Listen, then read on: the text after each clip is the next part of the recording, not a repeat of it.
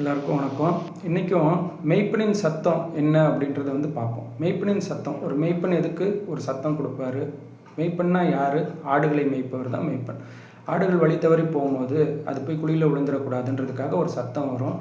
அந்த சத்தத்தை கேட்டு ஆடுகள் கரெக்டான பாதையில் திரும்பும். அப்போது நம்மளும் ஆடுகளை போல தான் இருக்கிறோம். இன்றைக்கி நம்மளுக்கு நேராக வந்திருக்க சத்தம் என்னென்னா, சகரியா 1:3-4-17 இந்த 3 வசனத்துலேருந்து தான் நம்ம இன்றைக்கி தியானிக்க போகிறோம். இந்த 3 வசனம் தான் நம்மளுக்கு உண்டான சத்தம். சரிங்களா? 1:3 என்ன சொல்லுதுன்னா, சேனைகளின் கர்த்தர் உரைக்கிறது என்னவென்றால், என்னிடத்தில் திரும்புங்கள் என்று சேனைகளின் கர்த்தர் சொல்கிறார். என்னிடத்தில் திரும்புங்கள். அப்போது எனக்கு விலகி நீங்கள் போயிட்டுருக்கிறீங்க, என்னிடத்தில் திரும்புங்க. அப்போது அவரை விலகி போகிறோம் அப்படின்னா என்ன அர்த்தம் அப்படின்னா, அவர் கூட இருக்கும்போது நம்மளால் பாவம் செய்ய முடியாதான். சரியா?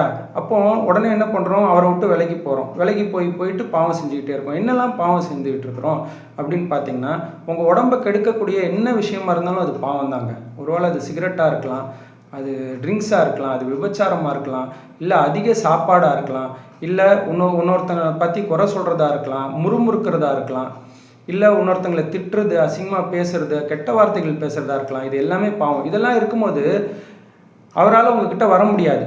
அப்போது அதனால தான் அவர்கிட்ட திரும்ப சொல்கிறார் பாருங்க, என்னிடத்தில் திரும்புங்கள் என்று சேனைகளின் கர்த்தர் சொல்கிறார், அப்பொழுது நான் உங்களிடத்தில் திரும்புவேன். அப்பொழுது எப்போ நீங்கள் என் பக்கத்தில் வரும்போது என்னாலையும் உங்கள் பக்கத்தில் வர முடியும். பாவத்தை விட்டு நீங்கள் வெளியில் வரும்போது என்னால் உங்கள் பக்கத்தில் வர முடியும். சரியா? என்ன பாவத்தில் விட்டு வெளியில் வர சொல்கிறாரு பாருங்க, 4வது வசனத்தில், உங்கள் பொல்லாத கிரியைகளை விட்டு திரும்புங்கள், உங்கள் பொல்லாத வழிகளையும் விட்டு திரும்புங்கள். அப்போது உங்கள் பொல்லாத வழிகள், பொல்லாத கிரியைகள் இருக்குது. எல்லாருக்கிட்டையும் நானும் மனுஷன் தான், நீங்கள் எல்லாருமே மனுஷங்க தான். நம்மக்கிட்ட பொல்லாத வழிகள் இருக்குது, இல்லைன்னே சொல்ல முடியாது. உங்கள் இருதயத்தை கேட்டால் தெரியும், உங்கள் ஹார்ட்டை கேட்டால் தெரியும் என்ன அநியாயம் பண்ணுறோம் அப்படின்றது. சரியா? அப்போ அந்த அநியாய வழிகளிலேருந்து நம்ம வெளியில் வர்றதுக்கு முயற்சி எடுக்கணும். எதுக்கு முயற்சி எடுக்கணுமா தெரியுமா? 17ஆம் வசனம் பாருங்கள். எதுக்காகனா, அப்போ தான் அவர் நம்ம பக்கத்தில் வந்து, என் பட்டணங்கள் நன்மையால் பரம்பி இருக்கும். சரியா? அப்பொழுது என் பட்டணங்கள் நன்மையால் நிரம்பி இருக்கும். அப்போது நன்மையால் நிரம்பி இருக்கிற ஒரு காரியம் வேணுமா?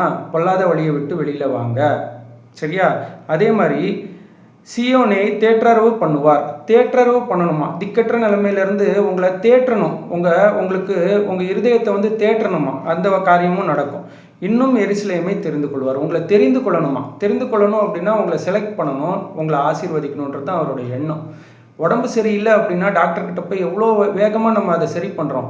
அதே மாதிரி இந்த பாவம் சரியில்லாத ஒரு விஷயம், இதை வேகமாக சரி பண்ண ஆரம்பிங்க, இதுக்கு தீவிரிங்க. அப்போ நன்மையை நம்ம பெற்றுக்கொள்வோம், சமாதானத்தை பெற்றுக்கொள்வோம். இந்த மாதிரி ஒரு தேவன் நம்மக்கிட்ட வர முடியும். சரிங்களா?